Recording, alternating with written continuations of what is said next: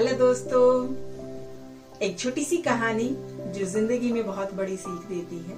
तो आइए इससे एक अच्छी शिक्षा लेने की कोशिश करेंगे। एक राजा जो बहुत परोपकारी था, उनके पास बहुत सुंदर और विशाल चंदन का बाग था, जिससे हर साल उनको करोड़ों रुपए का चंदन अनेक जो है दूसरे देशों को जाता, जिससे तेल और इत्र आदि तैयार किए जाते थे। एक रोज राजा अपने सैनिकों के साथ घोड़े पर सवार होकर अपने प्रजाजनों का हाल जानने के लिए अपने महल से निकल पड़ा। लौटते समय बहुत अंधेरा होने के कारण वो मार्ग से भटक गए और एक घने जंगल में जा पहुंचे। उन्होंने जंगल में एक भील और उनकी पत्नी को झोपड़ी बनाते हुए देखा।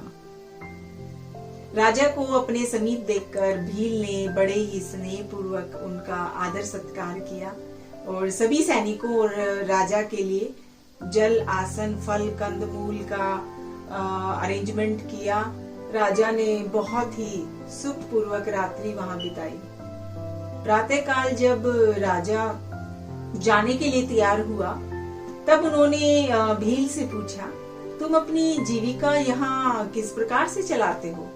भील ने कहा, महाराज, मैं रोज वन में लकड़ी काटने जाता हूँ और उसका जो कोयला होता है उससे कोयला तैयार करता हूँ और उसके बाद मैं उसे बेच कर आता हूँ मार्केट में और अपना जीवन निर्वाह करता हूँ। राजा ने कहा, हम तुमसे बहुत बहुत ही ज्यादा प्रसन्न हैं। यदि तुम हमारे नगर में चलकर रहो तो हमें बहुत प्रसन्नता होगी। भील ने कहा, महाराज, मुझे नगर का माहौल पसंद नहीं है। जन जीवन जो है बहुत ही व्यस्त होता है वहाँ। वन जीवन ही मुझे ज्यादा आनंददायी प्रतीत होता है और मैं यहीं रहना पसंद करूंगा। राजा ने कहा, ठीक है, हम अपना बहुत बड़ा चंदन का बाग तुम्हें देते हैं, वहीं जाकर तुम अपना जीवन निर्वाह करो। ये तुम्हारे लिए बहुत अच्छा होगा और यदि तुमने अच्छे ढंग से मेहनत की तो तुम्हारा वंशांतर उस बगिया से सुख पूर्वक अपना जीवन निर्वाह करता रहेगा और ये जो है सबसे बड़ी तुम्हारे लिए उपलब्धि होगी। भील की खुशी का ठिकाना न रहा। राजा की इस उदारता की सराहना करते हुए वो चंदन के बाग को चल दिया और वहीं पर अपनी कुटिया बनाकर रहने लगा। भील को चंदन के बाग में रहते हुए लगभग 1 साल हो चुका था। राजा ने सोचा, क्यों ना आज चंदन के बाग की सैर भी हो जाएगी और अपनी जो कृपा पात्र है उस भील को वहां देखकर उसका हालचाल भी पूछ लूंगा। और अब तक तो भील जो है बहुत बड़ा अमीर आदमी हो गया होगा, हजारों रुपए साल की आमदनी पाकर अब तो वो बड़े ही ठाट बाट से रहता होगा। राजा चंदन की बाग पर पहुंचकर देखते हैं कि क्या है कि पूरे चंदन का बाग उजड़ चुका है और कुछ ही पेड़ बचे हुए हैं। बाकी सब तरफ कोयले का जो है खदान बन चुका है। राजा को भील से ऐसी उम्मीद नहीं थी। वो ऐसा दृश्य देखकर बहुत दुखी हुए। उन्होंने थोड़ा आगे बढ़कर भील से पूछा, यहाँ ये क्या कर दिया तुमने? बगिया कैसे उजड़ गई और तुम्हारी ये दशा, ऐसे ये सब कैसे हुआ? भील बोला, महाराज, आपका बहुत बहुत धन्यवाद कि आपने मुझे ये बाग दिया। पहले मुझे वन में जाकर लकड़ी काटनी पड़ती थी और कोयले बनाकर कोसों दूर चलकर मैं आता था, लेकिन अब यहाँ पास ही लकड़ी काट लेता हूँ और कोयला बनाकर नगर में बेच आता हूँ और कोयला बनाकर नगर में जो बेच आता हूँ उससे जो पैसे मिलते मैं अपना निर्वाह करता हूँ। लेकिन अब 2 ही पेड़ हैं जो शेष बचे हैं। कृपया कोई दूसरी वाटिका हमें बताइए जिससे वहां जाकर मैं अपना डेरा लगा सकूं। इतना सुनते ही राजा क्रोध से कांपने लगा और भील की इस मूर्खता पर बहुत ज्यादा दुखी हुआ। राजा ने भील से कहा, अरे मूर्ख, तुमने इस लाखों की संपत्ति का नाश कर दिया। और अब दूसरी वाटिका की उम्मीद करते हो? तू जा और उसी जंगल में जाकर अपना जीवन निर्वाह कर। भील बोला, क्यों?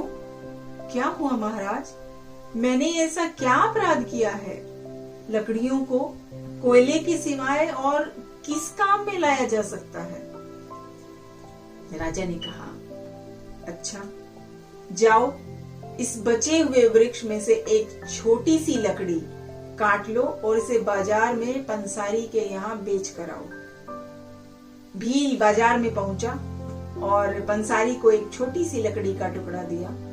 पंसारी ने लकड़ी के उचित दाम दिए।